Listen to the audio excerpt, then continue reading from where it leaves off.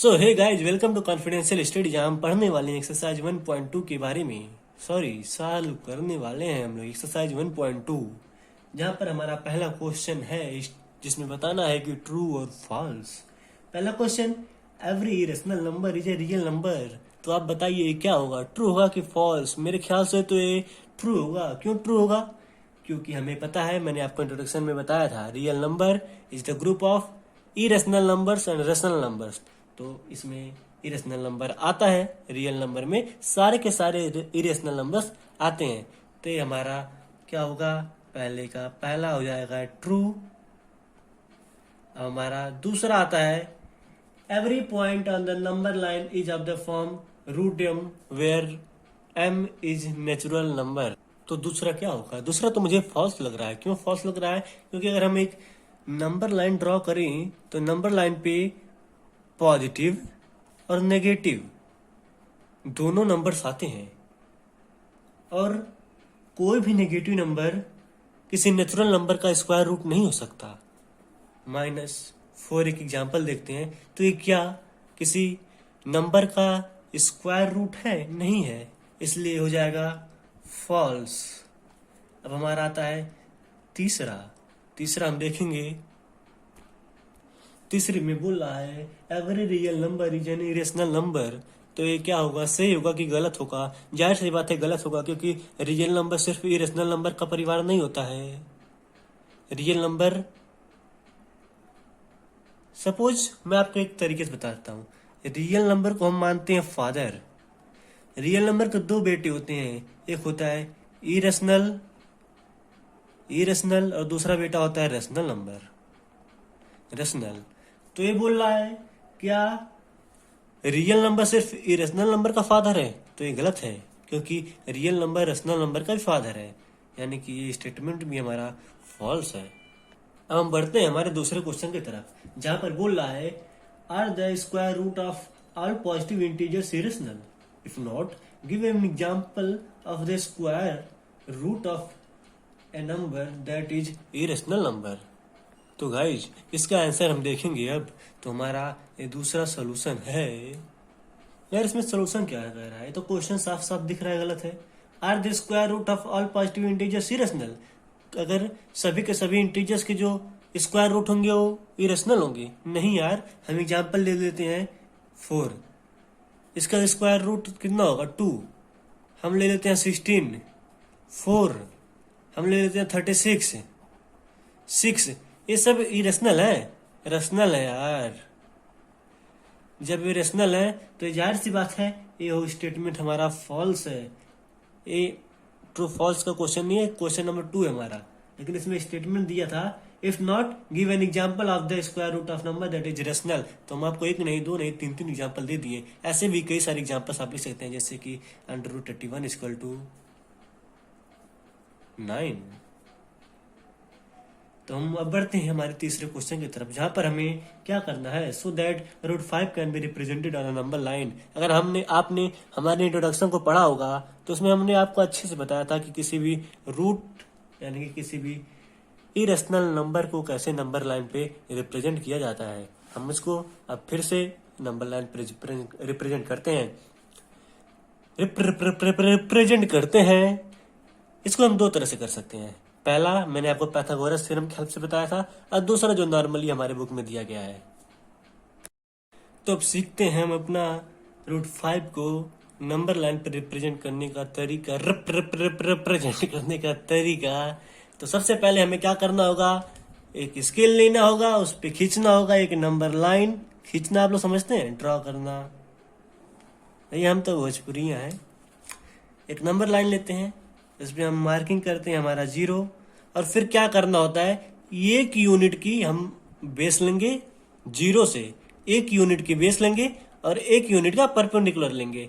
Unit क्या होता है, कोई भी डिस्टेंस जो इक्वल हो। मतलब आप 1 सेंटीमीटर को भी 1 यूनिट मान लो, 2 सेंटीमीटर को 1 यूनिट मान सकते हो, कितने भी डिस्टेंस को आप 1 यूनिट मान सकते हो। लेकिन बस ध्यान ही रखना होगा कि अगर आप 1 यूनिट की डिस्टेंस बेस पे ड्रा कर रहे हो तो 1 यूनिट की डिस्टेंस हमारा परपेंडिकुलर पे भी होना चाहिए। तो हम लेते हैं 1 यूनिट का हमारा डिस्टेंस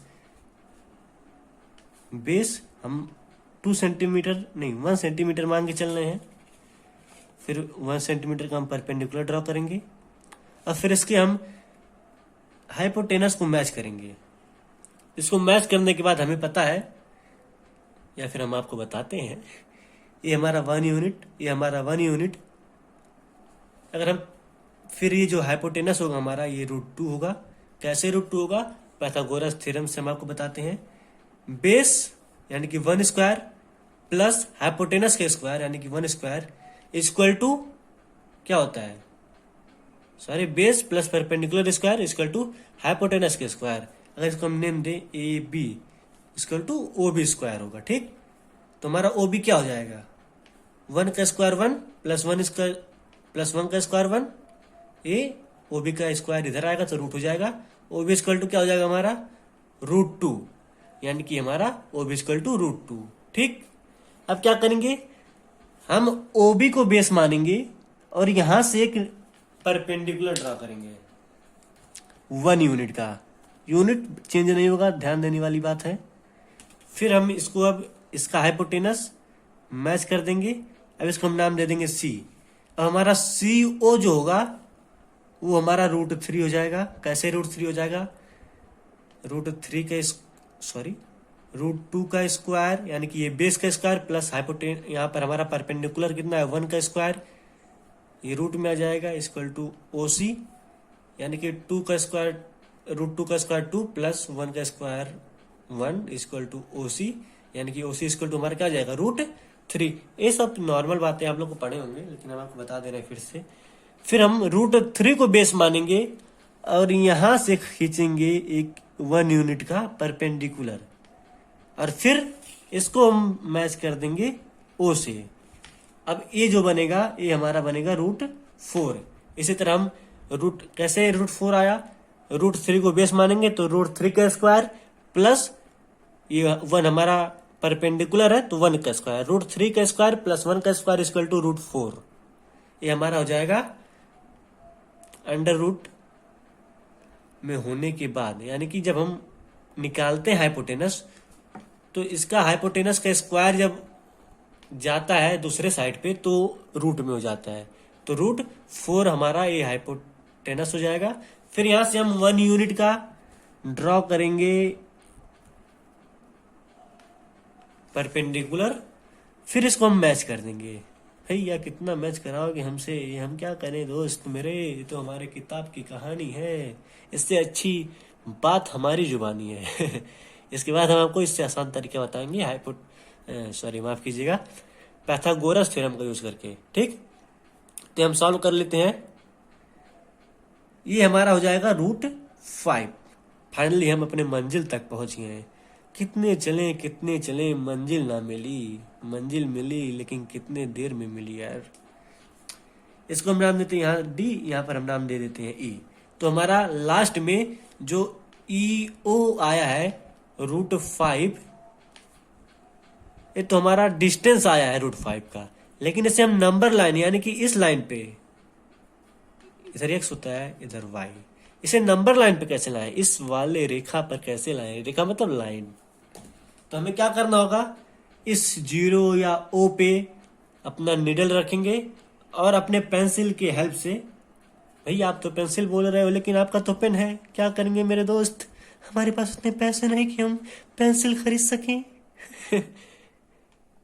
तो हम क्या करेंगे? यहां पर इसका डिस्टेंस लेंगे और ई तक, देखिए ध्यान से देखिएगा, ई तक इसका डिस्टेंस मेजर करेंगे और फिर यहां से हम एक आर्क देंगे नंबर लाइन तक, और ये जो नंबर लाइन पे जहां इसको इंटरसेक्ट करेगा, ये इंटरसेक्टिंग पॉइंट ही हमारा √5 होगा। कहां पर? नंबर लाइन पे। ठीक, चलिए अब हम आपको बताते हैं इसे आसान तरीके से कैसे किए। इतना झमेला अगर आप यूपी बिहार के साइड के होंगे तो झमेला आपको अच्छी तरह से पता होगा, जिसमें इतना झमेला ना हो। अब हम अपना दूसरा तरीका देखते हैं मेरे दोस्त। दूसरे तरीके में हम पाइथागोरस थ्योरम का यूज करेंगे। पाइथागोरस थ्योरम आप लोग को पता है, परपेंडिकुलर का स्क्वायर प्लस बेस का स्क्वायर इक्वल टू हाइपोटेनस का स्क्वायर। हमें निकालना किसका है? √5 का। √5 हमारा क्या है?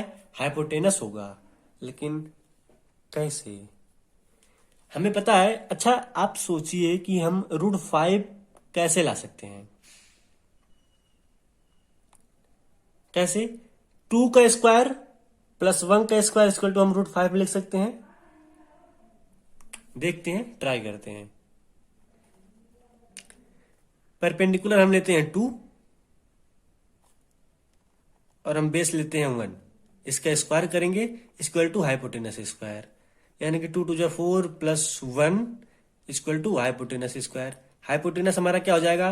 √5। ओ माई गॉड, ये तो √5 आ गया। तो हम क्या करेंगे? 4 और 1, ध्यान देंगे 4 और 1 जो आया है ये हमारा यूनिट है। या तो हम परपेंडिकुलर लेंगे 4 यूनिट, बेस 1 यूनिट लें, या तो हम बेस 4 यूनिट लें और परपेंडिकुलर 1 यूनिट लें। हम कुछ भी कर सकते हैं यार। I am the Superman, I can do anything. Sorry, इसके लिए उल्टा ले। चलिए अब ले लेते हैं हम एक नंबर लाइन। नंबर ले आई यार, कितनी गलतियां होती हैं। नंबर लाइन लेने के बाद हम यहाँ लिखेंगे 0, क्योंकि हमारा होगा नंबर लाइन पर रिप्रेजेंट करने का तरीका। अब हमें क्या करना है? 4 यूनिट और 1 यूनिट से काम चलाना है। 4 यूनिट और 1 यूनिट हम किसी को भी बेस ले सकते हैं, किसी को भी परपेंडिकुलर ड्रा कर सकते हैं। तो हम क्या करते हैं? 1 centimetre is equal to 1 unit मानते हैं और हम ड्रा करते हैं हमारा 4 यूनिट का बेस। तो 1 2 3 4 यूनिट हमारा ये बेस आएगा और 1 यूनिट हम ड्रॉ करते हैं हमारा परपेंडिकुलर, और इसको हम मिला देंगे। इसके टिप को नेम दे देते हैं AB। ये 4 यूनिट, ये 1 यूनिट। इसका हम स्क्वायर करेंगे और अंडर रूट करेंगे तो हमारा ये आएगा जो हाइपोटेनस है। यहाँ √5 लिखते हैं हम। तो ये हमारा ड्रा हो गया नंबर लाइन √5 का। No no no no, it's a distance bro and all. हम रखेंगे निडल O पे और हम मेजर करेंगे B को। यहां से हम आर्क लेंगे और इस आर्क पे जो डिस्टेंस जहां पर नंबर लाइन पे कट करेगा ये हमारा होगा √5। इसको हम 1 बेस और 4 परपेंडिकुलर लेके भी कर सकते हैं। एक बार इसे भी कर लेते हैं। तो हम ड्रा करते हैं एक number line, number line, number line, number line, number line. यहाँ पर हम मार्क करते हैं O। बेस लेते हैं हम 1 यूनिट का, 1 यूनिट का हमारा बेस एंड 4 यूनिट का हमारा परपेंडिकुलर हो जाता है। And this is 4। अब इसको हम क्या करेंगे? इसके टिप को O से हम मैच करेंगे और फिर the same process, name A B, O से B तक के डिस्टेंस को हम करेंगे मेजर और फिर इसको हम आर्क लगा देंगे। ये जहाँ इंटरसेक्ट करेगा वो हमारा पॉइंट होगा √5 का।